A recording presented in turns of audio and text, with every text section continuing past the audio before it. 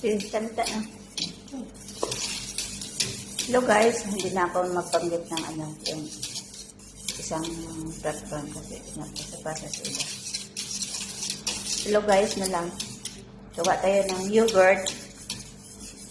Shout out dyan sa Pilipinas at sa buong mundo. Shout out sa lahat ng OFW.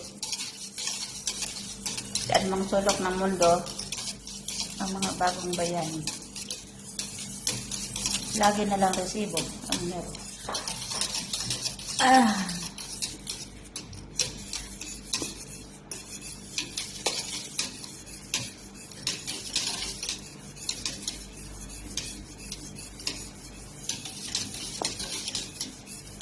Anong ingredients niyan? This is 4 cups of powder milk. We cook, boil, stir. Water. And then 4 cups of water also. And then, if this one done, you put in the oven. Don't open. You close. But then tomorrow, if this is cold, you put maybe 2 cups of yogurt and 1 cup of milk. This one water. That's it. It's yogurt. Homemade yogurt. Tomorrow you see what this one. Kasi lagi kami nagawa doon sa Qatar noon. Fresh from the farm talaga.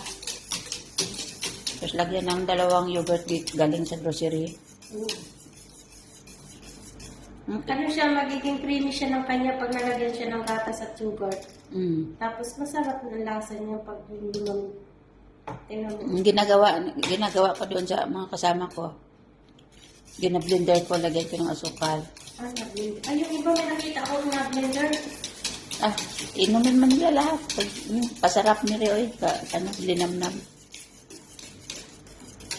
Tapos araw-araw kasi nilolotoan ko si shake ng yung fresh milk galing sa farm talaga ba. Hindi yun nagiinom siya ng laban laban galing sa groceries. Bihira lang. Pero yung ginapatutong, gusto niya yung ginapatutong sa ilalim para ang amoy mabango. Amoy tutong. Dati kasi sa dalawang balance. Lutuin nga ng mabuti para wala ang lansa. Yung maling nagawa ni Baba dito yung niluluto, parang brown na siya. Bangon na yan. Tapos kukot-kutin niya yung nasa gilid.